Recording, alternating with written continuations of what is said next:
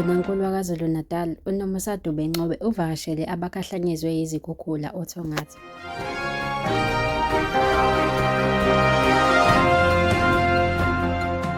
UNdunankulu waKwaZulu-Natal uNomusa Dube-Ncube uthe isibalo sabashonile esiphepheni sangoMsombuluko simi ku-10 njengoba kushone abantu abathathu ngaphandle kukaMasipala weTheku.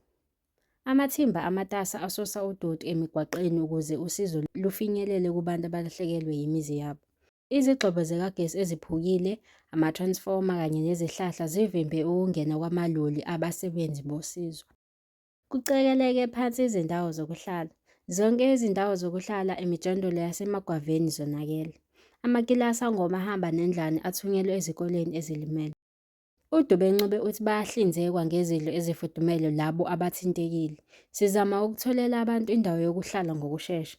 Izolo ebusuku basebenzise amahholo omphakathi. Kodwa asibakhuthaza abantu ukuthi basebenzise amahholo omphakathi. Singathanda ukusebenzisa izindawo zokuhlala zesikhashana njengoba senzile ngaphambili. Yilokho abebezama ukusebenzisana nemeya yethu kanye nomasipala weTheku. Uma sesizazi izinombolo ezifanele, sizodlulela lapho, kusho uDube-Ncube. Khona manjalo e-Eastern Cape, uNdunankulu u-Oscar Mabuyane uthi ukwamukele ukuthi lesi sifundazwe sibhekene nezinhlekelele futhi umatasa nezinhlelo zokunqanda izinhlekelele zalolu hlobo esikhathini esizayo.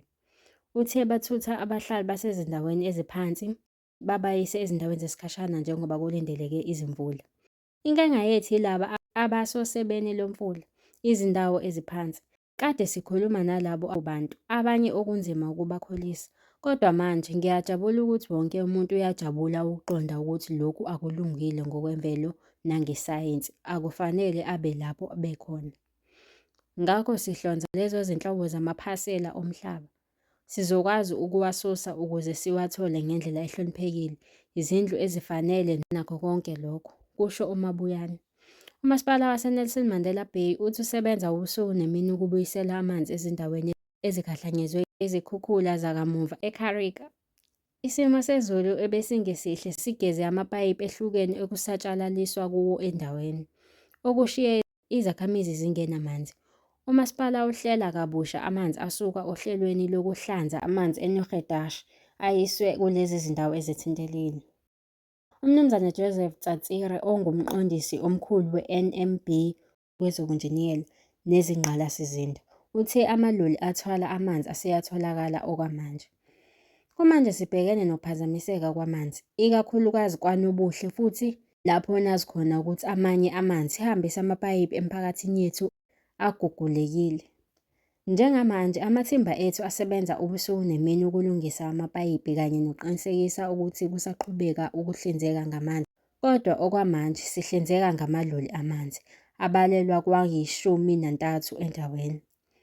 Khona manjalo zonke izintaba zase-Eastern Cape ebezivaliwe ngenxa yokukhithika kweqhwa seziphinde zavuleka.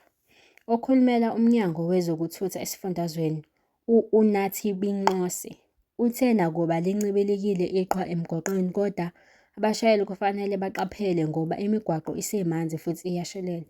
UBinqose wengeze ngokuthi umgwaqo omdala u-R61 oseMlengana Pass ePort St Johns ubhidlike kancane ngenxa yokubindeka kodaka kanti elinye ibhuloho eSidubi-Kuffimvaba lonakele futhi lingase livalwe maduze.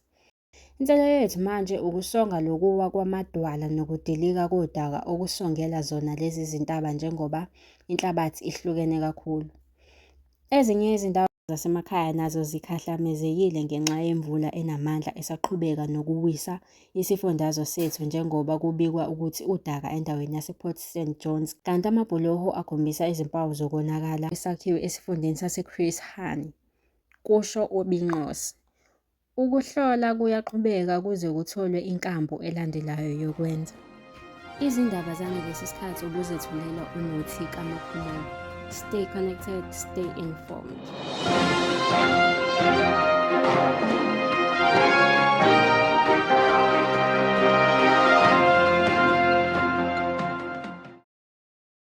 Naloya sola nayo Jehan McKay bavela enkantolo yemantshi yasePalm Ridge eGauteng namhlanje ngamacala enkohlakalo.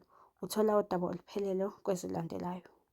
Uthola udaba oluphelele Uzothola udaba oluphelele kwezilandelayo. Udaba oluphelele uzoluthola kwezilandelayo.